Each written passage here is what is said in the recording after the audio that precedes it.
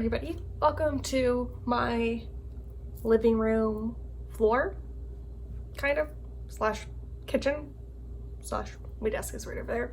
Anyway, today we're going to do a video of me talking about all of the books that I read this year and hated. So basically 1 or 2 star books. Maybe not all 2-star books, but definitely 1-star books. So pardon my appearance, I'm supposed to be working out right now, but instead I just ate pasta and am drinking this Smirnoff cranberry lime seltzer because this week. All right, so I have my Goodreads up and we will get started. All right, so let's scroll. January. So 2 books I gave 2 stars. One I gave 2 stars in January is, it's the only one I gave 1 star in January, is Lillian Boxfish Takes a Walk by Kathleen Rooney. I don't really remember this book in too much detail. I just remember it's a book about this older woman who's walking around in New York for the last time. She's like I think she's about to die. She's older and it just brings back all of these memories for her, which sounded interesting, but I just found it boring. I just didn't really seem to care. Yeah, so it's Christmas or New Year's Eve 1984 and Lillian Boxfish is 85. So it's supposed to be kind of like a love letter to Manhattan, and it had a lot of stories in it, but it didn't trigger me enough to really care, if that makes sense. This probably sounds really bad because that's what I say about it in all of my videos. I just don't care about people's personal stories. Lillian Boxfish Takes a Walk. It has the average rating of 3.85 on Goodreads, but I know I got this from the library.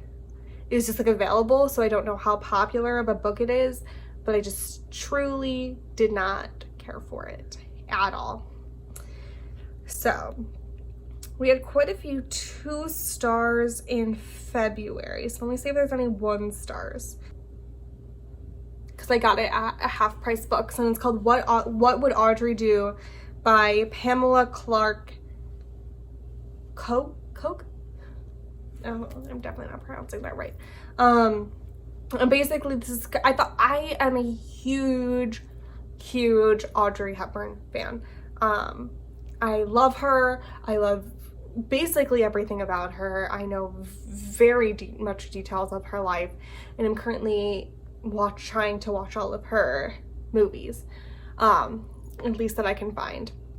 And so when I saw this book, I was like, yes, I will buy it for $2 to $5, whatever, at half price books. So I was really excited that I found it. And then obviously you don't take these kind of books with to a grain of salt. This isn't every single thing you do to be like Audrey Hepburn. But I just thought it was a cute book.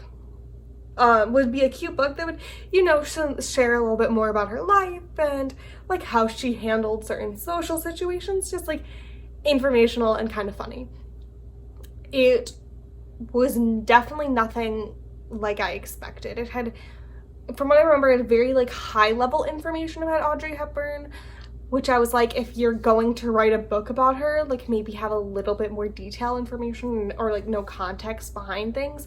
And I just really feel it scratched the surface, which I know it's a small book and not meant to be taken seriously, but if you write a book about a person, I just feel they didn't have enough knowledge about her. So I just I did not care for it.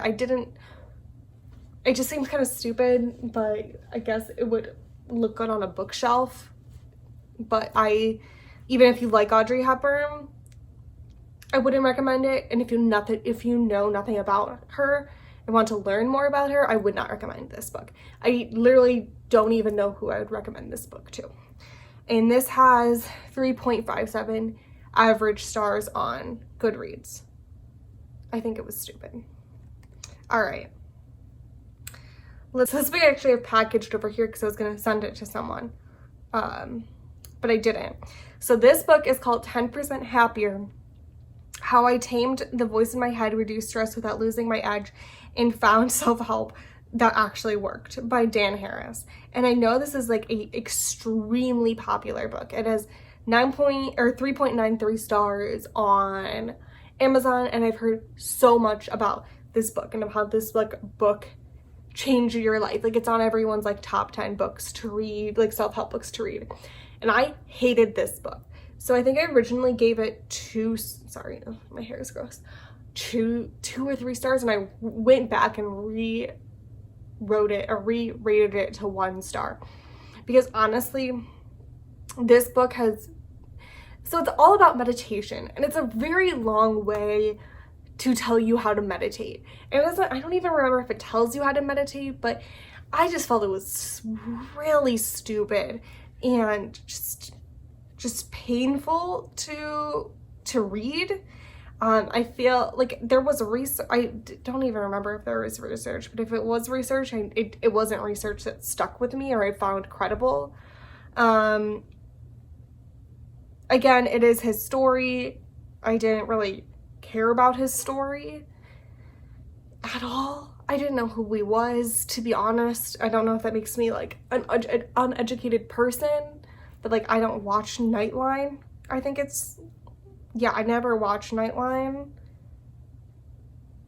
Or apparently had a good televised panic attack on Good Morning America. I don't know how old I was when that was, but it probably wasn't old enough to care. So 2014, I was in high school. I definitely wasn't watching the news in high school. It was just way too much worried about my classes. So this review kind of sums it up. By Dan Danello. And let me screenshot it so I can put it on the screen for you guys. Here. This bestseller annoyed me over and over. It's more of a memoir than a book about learning to meditate. Something I do. Which I already meditated before reading this book, I should say. But to read this book, you must read a lot about the life of a privileged rich white guy who has no social context and very little interest in the people around him other than what he can exploit for a story. His arrogance is present, and in the subtitle, he reduced stress and kept his edge. He never had an edge as far as I could tell. While the encouragement to meditate is positive, he has nothing new to say about the process. He mostly hates it until he has this wonderful breakthrough. I didn't like the author, and since the book focuses every page on the author, I didn't like the book. And I would say that that's extremely, extremely accurate of a review of how I felt about the book. Another comment is, new title suggestion, 99% egotistical. And that's additionally how I felt about the book. So I guess if you really don't like Dan Harris, I don't listen to this podcast. I don't have the app. So I'm really not connected to him, and I'm sorry if I offend you. If this book helped you, more power to you.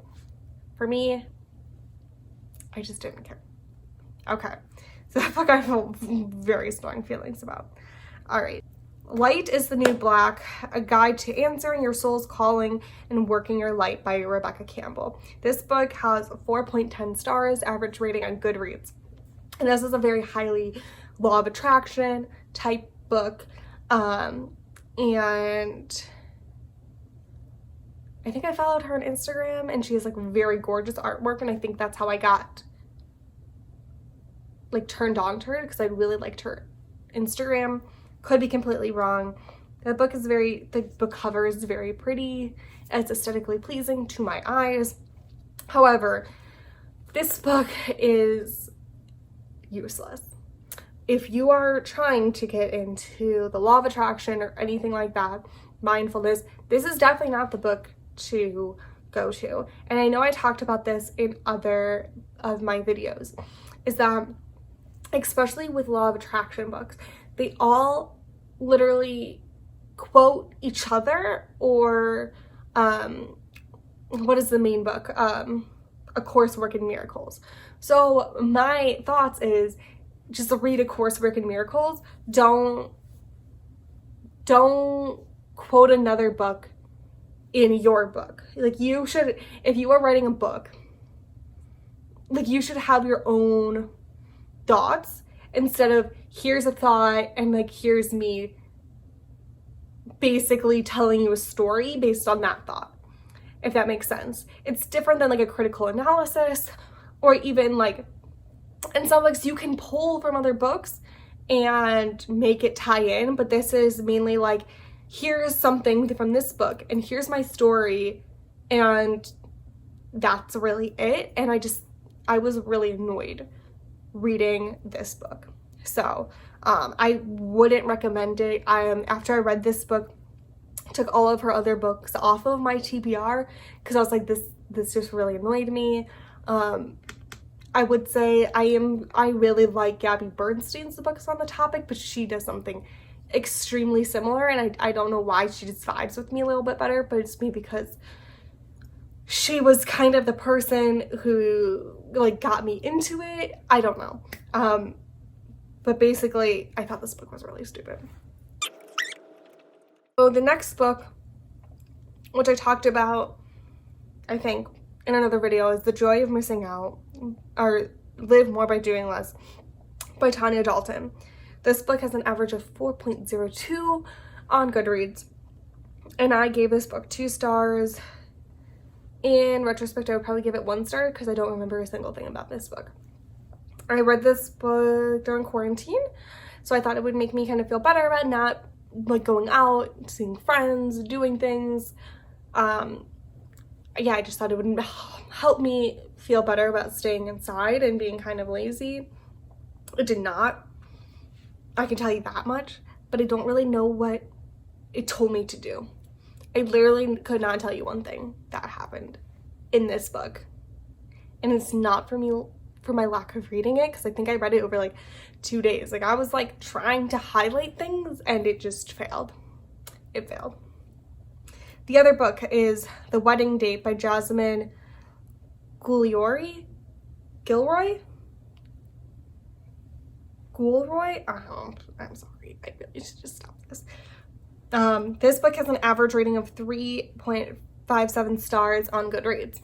And I saw this book recommended on The Every Girl and Bad on Paper, and I think just Goodreads in general. And I know the Becca and Grace on Bad on Paper love Jasmine. They love her work. I think they just love her as a person. I read this book again during quarantine. This was at the beginning, or I guess towards the middle, because I didn't really read much in the beginning. So this is about May, and I wanted a Lifetime Christmas movie, or a Hallmark Christmas movie in a book. So that's what I wanted. So I came in with a very cheesy mindset, and was like basically ready for everything. And it's about a woman whose name I don't remember, who meets a man in an elevator. I believe they get stuck, and she's in town for a wedding, or he's going to a wedding and he needs a date, and you know, things happen. I hated this book. I thought it was implausible. I didn't really like the romance. I didn't really like the male lead. I just didn't like it. It really sat kind of off with me. Yes, a groomsman and his last minute date are about to discover if a fake date can go the distance of a fun and flirty debut novel. So Alex Monroe is in the elevator with Drew, who's going to his ex's wedding. And they are just 2 high-powered professionals on a collision course towards the long-distance dating disaster of the century, or closing the gap between what they think they need or what they truly want. Reading that now makes me want to gag, but when I was in the mood, I thought I would like this. But Noelle Gallagher, who I'm sure you guys follow at this point, her review that just came up is, oh, Alex is driven, gorgeous, loving, kind, and has a fantastic career. But Drew, 1,000 question marks. His jealousy seemed to saturate every happy moment. The concept was cute, and the San Francisco Berkeley backdrop was cool, but I couldn't buy into the romance because I really do not like Drew. And I would say that's pretty accurate of how I felt. I just really, really did not like him. This book is For the Love by Jen Hatmaker, and I think I've also talked about this in a previous video. So again, I got this book for literally $2 at Half Price Books, and it was called Fighting for the Grace in a World of Impossible Standards. It is a religious book, so please note that. I am not, I think she's like Southern Baptist or Presbyterian. I think it's Southern Baptist, and I am not. So we'll start with that. But I thought, you know, general Christian would converge with Catholicism. It just, from chapter 2, I had so many problems with this book, and I believe it's because chapter 2 was her letter or opinion or whatever you want to call it about how leggings are not pants. Now let's tell you a story about how 16-year-old Anna got in a fight with my Christian traditions, I don't know, whatever religion class I had, and the teacher in it, it's like her first year at my high school, and she decided to tell us that leggings aren't pants. And she had a flowchart on her office door about, are you wearing pants? And I may or may not have gotten in a pretty feisty conversation, not a fight, I didn't get in trouble or anything, about how leggings aren't pants. And she's like, you guys are making it so the male teachers in this school have something to look at or whatever. I don't know. And I was like, well, that's offensive to the male teachers. And I'm just like, this is ridiculous. Don't tell how dresses does not equate to how she acts or her moral standards. So you can fight me on this if you want. I will not engage. I'm kind of over it. If that's how you feel, I strongly disagree, and I feel like you're creating a lot of problems for the future. Went on, I really didn't like anything she said in the book. The book had nothing to do about grace, so that's a really stupid subtitle for the book. I originally gave this book 1 star, and then I googled her name because I honestly didn't know who she was. I literally just found the book, and it seems like she's trying to change herself. Back in June, I haven't looked at her since, so that's why I gave her 2 stars. We're empty. Study in Charlotte by Brittany Cavallaro. This book was stupid. It's about like the great-great-granddaughter of Sherlock Holmes meets the great-great-great-grandson of Watson at this high school, like boarding high school that they go to in Connecticut or something. And they're like set up and they have to like trying not to get kicked out of school or something. There's like a lot of an unnecessary amount of love tension, and Charlotte does like a lot of drugs, and it just like none of it really seemed necessary to the plot of the book, and it was just stupid, and I just didn't like it. I think it could have been, not written better, but had a different plot line or something. I don't know. I just didn't like it at all. And I will not be reading other books. But the cover was pretty. And that had an average of 3.79 ratings on Goodreads. Mother-in-Law by Sally Hepworth. I feel like I just talked about this book. It was stupid. It says the average rating of 3.89 stars on Goodreads, and this girl's mother-in-law dies, and she never really liked her, and they felt that they were hiding. It just goes back and forth of like, what was the mother-in-law hiding? Did she kill herself, or was she poisoned? And honestly, I just didn't care about this family, and I didn't care about her storyline, and I didn't really care if she was murdered. Like, it didn't engage me, and I feel like for a thriller like that, you really need to start the suspense early, and they definitely didn't do that. So, I just talked about is Death in Her Hands by Ottessa Mossfegh, that has 3.29 average stars on Goodreads. This is about an older woman, I think she's 77, named Vesta, I believe, who she finds a letter that this woman died in the woods. And it's basically her creating this narrative for the woman who died in the woods. And she was just like a crazy old woman who I didn't, like, it wasn't going anywhere. And it had no point of going anywhere.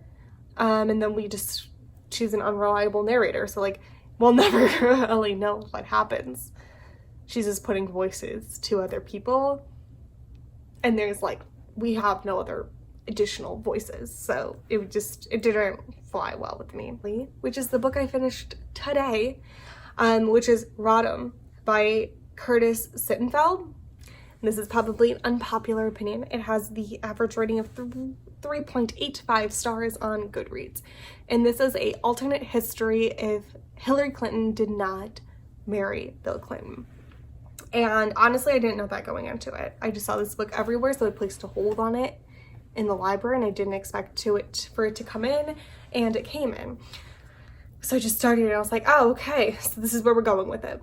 Which I was totally cool with. Like, that's not the part that had a problem. I was actually quite interested in it.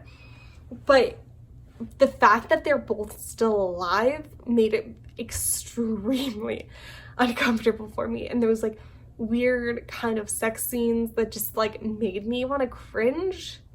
And not in like a prudish way, because obviously like Elle Kennedy and Sarah Nay, but like it just made me uncomfortable, because I just like, you maybe wait until one or both of them die to write the book, but so it seemed like you're kind of like prying off of the current affairs to sell this book, but in a way that made me so uncomfortable. So there's actually a few other reviews from this book that really encapsulated it better than I did. Actually, one of the questions on Goodreads is, are there no ethics about writing novels featuring real living people? Does anyone feel massively uncomfortable at the idea of reading about a fictionalized sex life of current political figures as imagined by a popular novelist?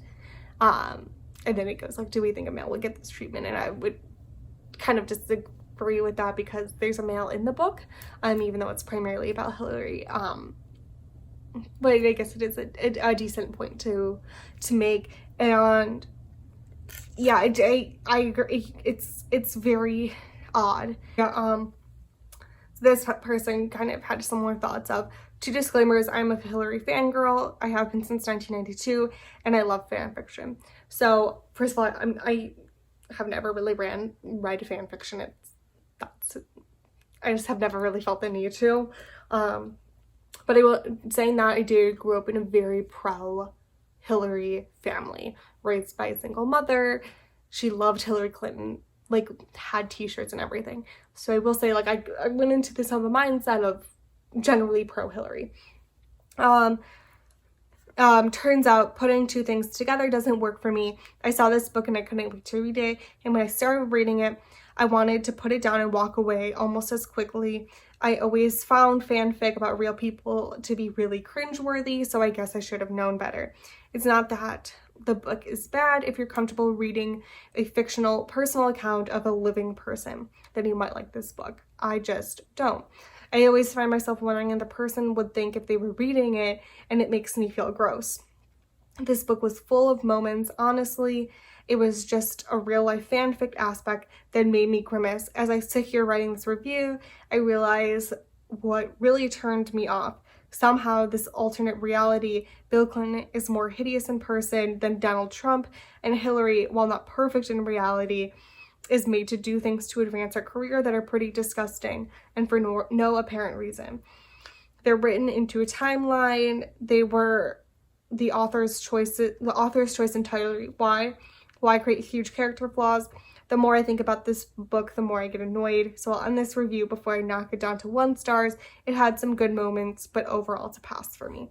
And I would generally agree with that feeling as well. So, again, it's really about that they're still alive, and it just seems kind of icky. So anyway, those are the books that I hated this year, featured by Smirnoff. And yeah, I hope this didn't bum you out, and maybe if you have a differing opinion, leave it below, because I am not against to changing reviews. All right, so see you guys next time.